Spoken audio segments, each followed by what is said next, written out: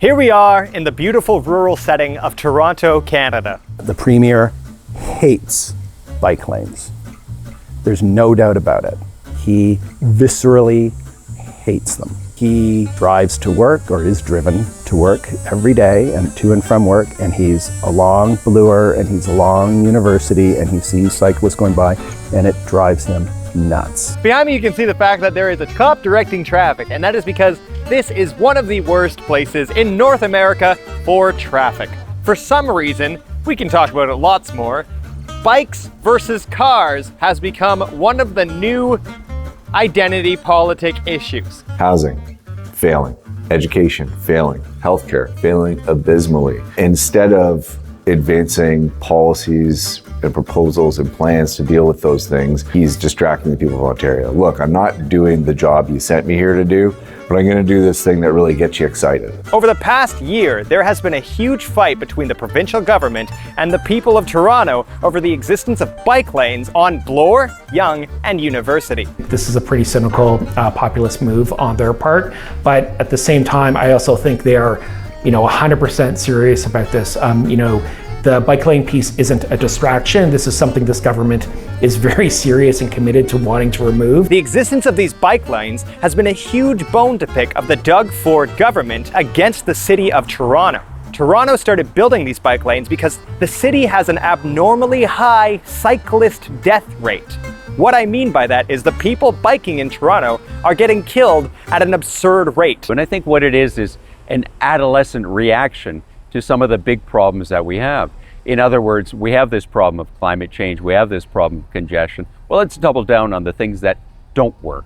In October 2024, the Progressive Conservative Party of Ontario, led by Premier Doug Ford, introduced a bill called the Reducing Gridlock and Saving You Time Act. The bill contained amendments to Ontario's Highway Traffic Act, which governs all laws pertaining to Ontario's roads.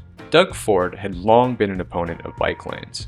He has repeatedly claimed that bike lanes cause traffic congestion, despite overwhelming evidence to the contrary. Using a bicycle means that you are not using your car. In November 2024, the government introduced a late amendment to the bill, mandating the destruction of Yonge Street, Bloor Street, and University Avenue bike lanes. Time was urgent. The Ontario government had said that they were intending to begin demolishing the lanes as early as spring.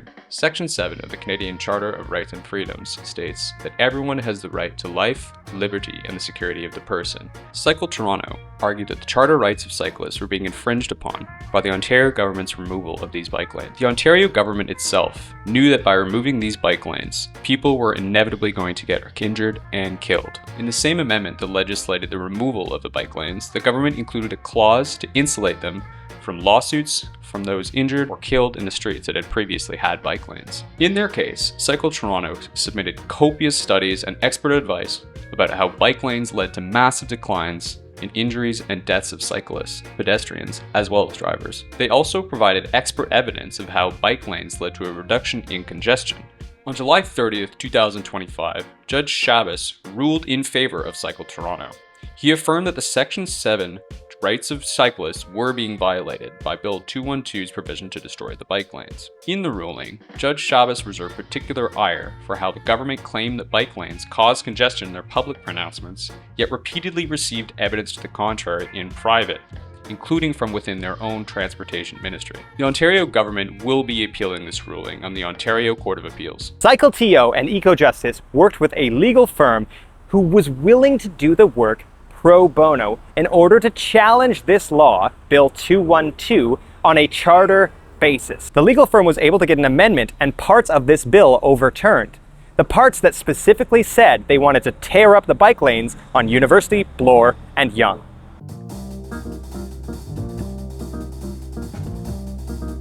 Started biking to work every day, and every day I realized how many close calls I was having, turn after turn. If I was experiencing this, the hundreds and hundreds of other people on bikes would be as well. I went down the rabbit hole looking at my own rights and entitlements as a cyclist on the roadway. I was hit myself. I broke my wrist and my elbow. I've been hit by drivers multiple times, yeah. So I've had two fairly major incidents. One was in 2018 where I was hit from behind while riding my bike. I was actually knocked to the ground and was unconscious and lying in the middle of the road, and I woke up and the paramedics were standing around me. The driver, it was just a hit and run, and they left me lying on the road. 2 days before we launched this legal challenge, I was doored riding my bike in a painted bike lane and fractured my femur. So I have this cane that I'm still using. Recently, we're retained by an individual in Ottawa who was biking along sort of a rural road just outside of Ottawa. Next thing he knew, he's basically in the ER trauma.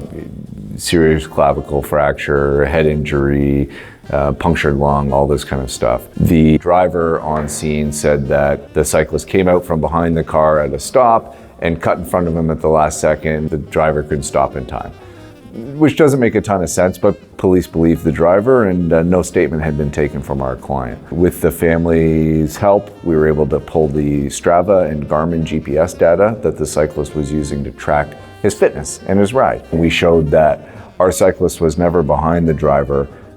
He had been on a intersecting road that had the right of way, no stop sign.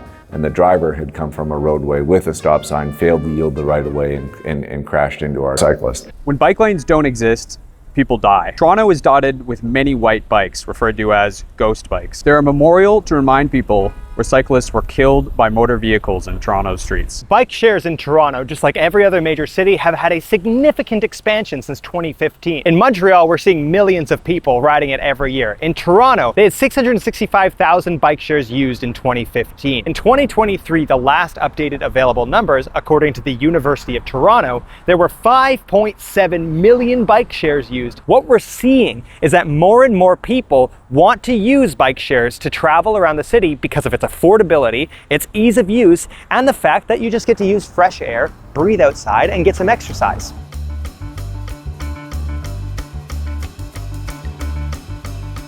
In 2007, it was just this idea. A lot of people said, wouldn't it be great to have bike lanes on Bloor? And then others would say, well, it's nice, but it's not realistic. And so the advocacy I did was a reaction in part to that view that it's not realistic, which means you'll get climate change, you're going to get a lot of congestion, a lot of noise, a lot of pollution. See a lot of cyclists along Bloor Street, between 8,000 and 9,000 a day during the nicer months. Even in the winter, you'll see 2,000 to 2,500 cyclists a day. So what we imagine, sort of that glimpse of what Toronto could be, I mean, we've got it now. Almost a year ago now that we, Cycle Toronto, first started hearing rumors that the province was considering legislation that would limit how cities would build bike lanes. And at the time, we weren't quite sure how seriously to take it, but we were hearing it from multiple sources that wouldn't necessarily have known each other. And so they were just kind of rumors. Later, when CBC first reported that this was potentially happening, we were pretty ready to act. Like this wasn't, we'd been thinking about this in the back of our heads for about a month, and very quickly amass tens of thousands of supporters. There was a rally at Logan Parkette, which is just on the Danforth, at Logan and the Danforth in November, early November, I think. And I went down there, and and as the speakers were there, and I ran into David Shellnut, known as the biking lawyer, and I said to him, is anyone getting a case together? And what's going on? He's like, well, we're working on it. And then he's like, we're looking for, we need someone to act. Like, we need someone to act. And I said, well, I'll do it. He said, we're going to need to work on reduced fees, or I said, I'll do it for free. They had also, at that point, been talking to Eco-Justice. And sort of said, there might be something here on the Section 7 piece. And so, from there, he had contacts with Eco-Justice, reached out to a few folks there. And then Andrew, I think, ran into one of our other board members, a fellow named Dave Shellnut, who is also a lawyer. And the two of them started chatting. And then we all kind of got together and started teasing this out. The legal case is entirely a legal issue. I mean, it's a technical charter challenge. There's many fights over what the parameters are of Section 7. They have legitimate arguments to make about the application of the charter, and it's not like the result of this case was a foregone conclusion. There are no facts on their side, essentially. It is an entirely political exercise. The passing the legislation was a political exercise. Without any regard whatsoever to any facts regarding traffic planning, regarding urban planning, regarding harm to cyclists, regarding anything other than throwing red meat to the base. I'm standing currently at Avenue and DuPont.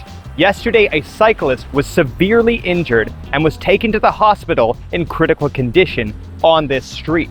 This area is a particularly busy area. As you can see, we are in downtown Toronto, and there is an endless slew of traffic that is chaotic and aggressive.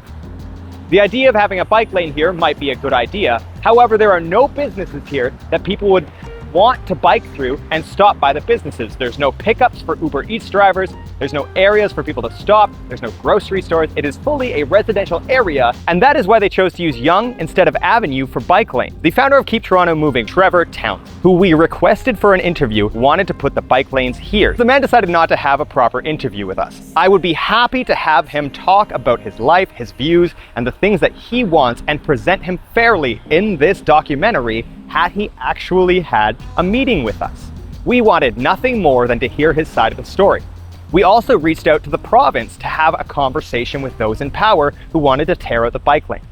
They have refused to answer our calls and our emails. The province does have authority to mess with cities. The city of Toronto is, for good or for bad, exists at the whim of the province. The province could eliminate the city of Toronto.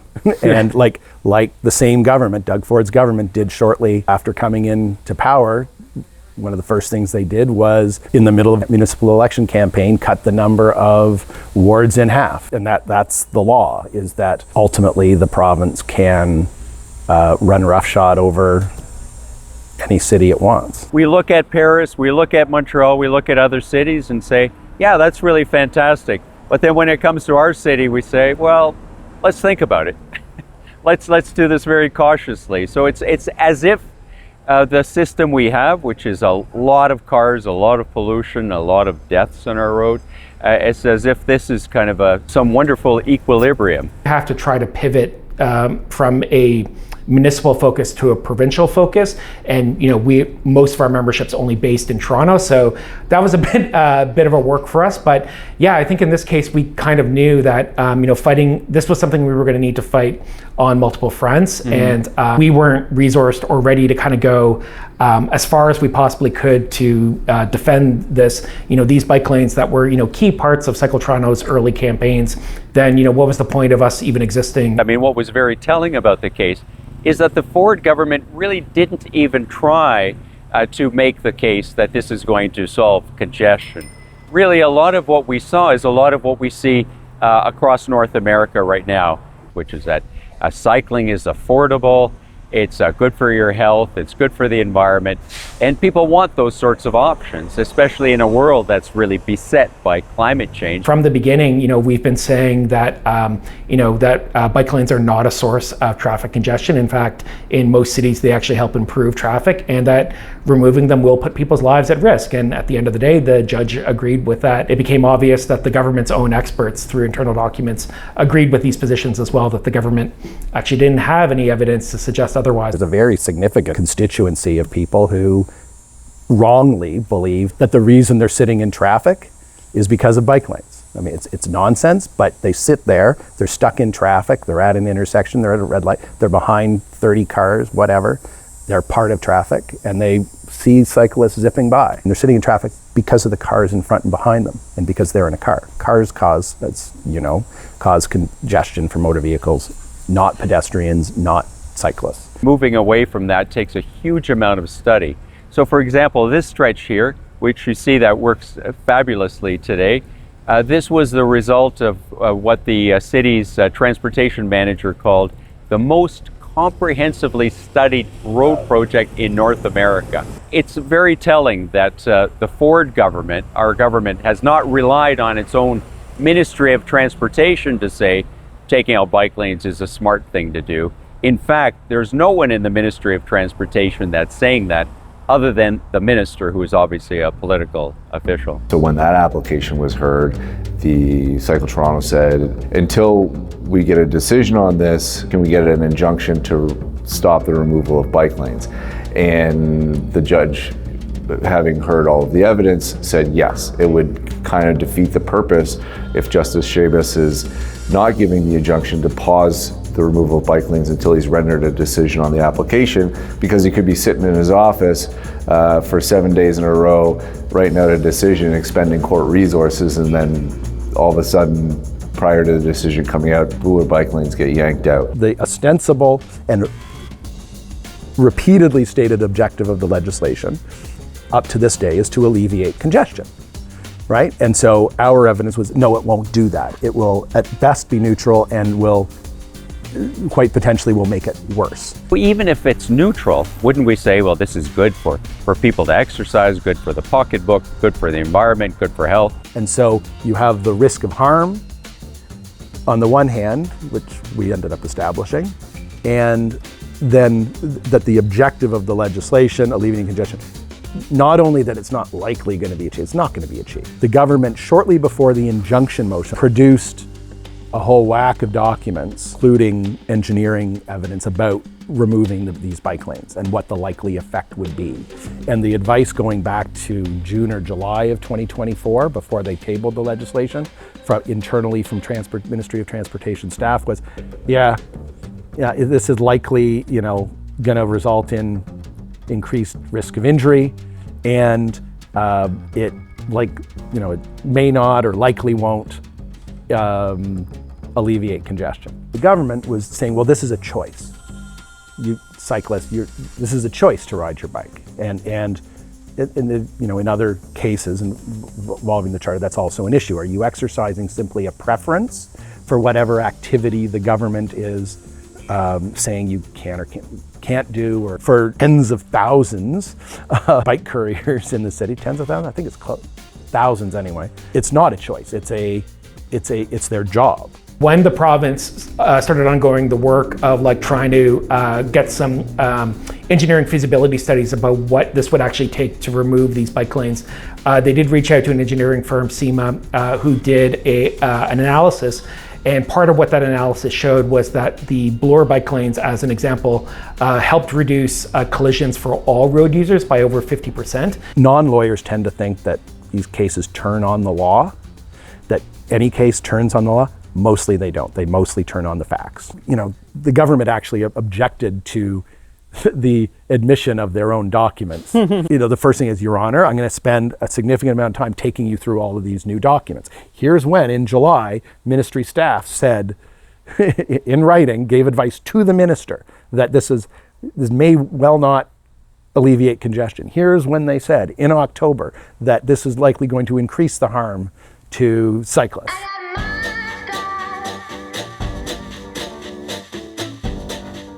It seems to be an ideological position against bike lanes, and we see that in the US, we see it across Canada, a bit of an ideological view. And I think what it is an adolescent reaction to some of the big problems that we have.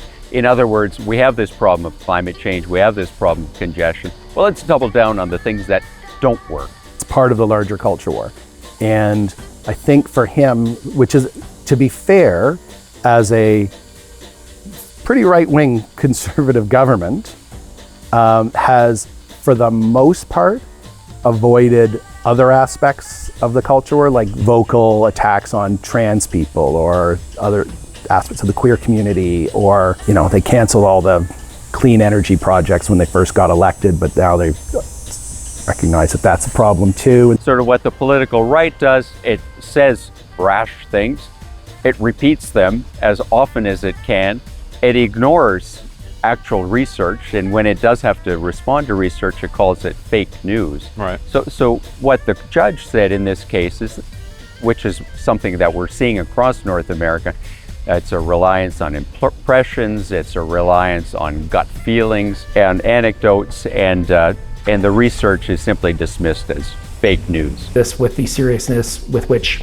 we saw it as, and I think, hearing the Premier before the appeal sort of confirms that he's really committed to this, probably more than most things. I do think, he very much believes this in his heart of hearts, that these bike lanes shouldn't be there. I think he does believe that, there are side streets where they can be. I think he does believe or doesn't want people on bikes killed, but when you look at the reality and you start layering up like how do you build a network of connected and safe bike lanes that enable more people to be able to use them to make local trips that can replace car trips and complement transit, you end up having the bike lanes where they are. That's why they're there. And so it did cost them their only seat in the election along the bike lanes that they want to rip out, because Christine Hogarth in Etobicoke lost her seat, and one of the centers of opposition were, of course, along the western stretch of the Bloor bike lane as it was pushed into Etobicoke, and she was extremely vocal about support of Bill 212 and so forth, and she actually lost. Well, this area here is a great example. So when the bike lanes went in, the local BIA said, well, let's study it. So they funded a major research project, the result of which was to find that business benefited. It wasn't a huge benefit, it wasn't up 20%, but it was a benefit. So we had this comprehensive study said that the bike lanes were good for business, and despite that, we've had to fight each extension of the bike lane with the same sort of studies and the same kind of reactions. And I think the media could do a much better job, and instead of saying, well, talking to one business owner or a couple of business owners and saying, some people aren't in favor. Well, we know there's never going to be a consensus, but we do know what research tells us. Been told here, like, oh, you can't build bike lanes in Toronto because the winter's 8 months long or whatever it is. How are people gonna ride their bikes when it's cold? And it's like, well, Montreal actually has harsher winters than Toronto and has a more extensive cycling network and higher ridership year-round. If you build the network and you make it safe and passable year-round, people will use it and rely on it. In Ontario, if you're getting a collision, okay, if you do not have short-term or long-term disability at work, you're entitled to up to a maximum of $400 a week in accident benefits. And that's all you get until the lawsuit is completed, which can be years. I'm not sure who in the city of Toronto or perhaps any other city in Ontario is paying groceries, phone, childcare costs, rent, you name it, on $400 a week.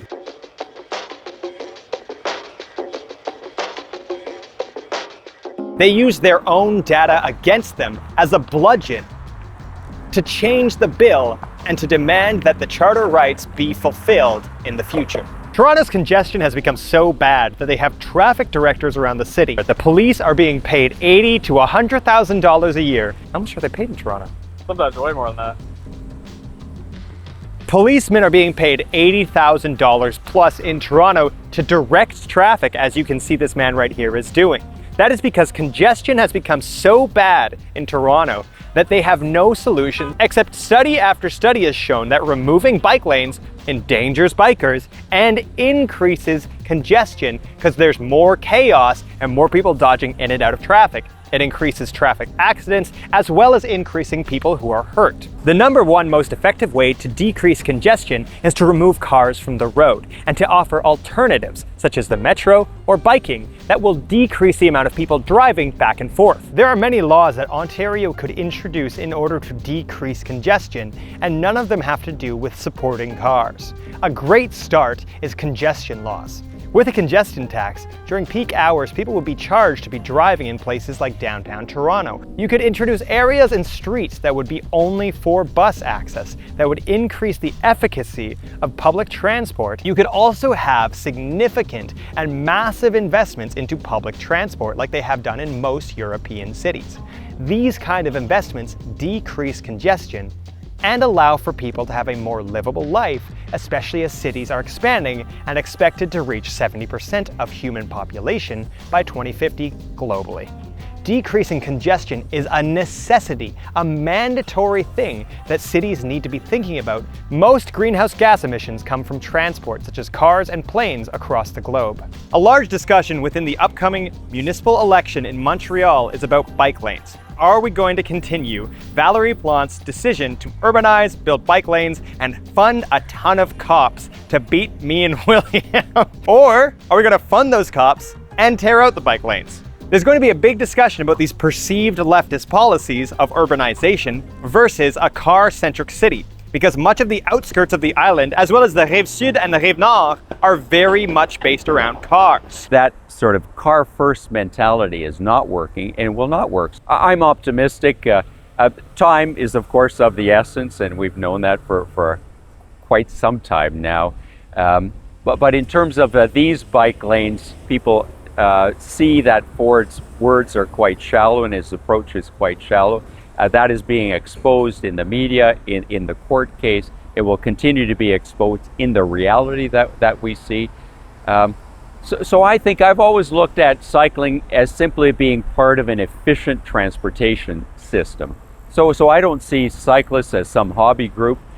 This is part of a transportation that works. Walk, cycle, transit, and for the people that really need it, perhaps cars. We know not only in Toronto, but from other cities, that what works is a system based on walking, cycling, and transit, and that's the direction we have to go in.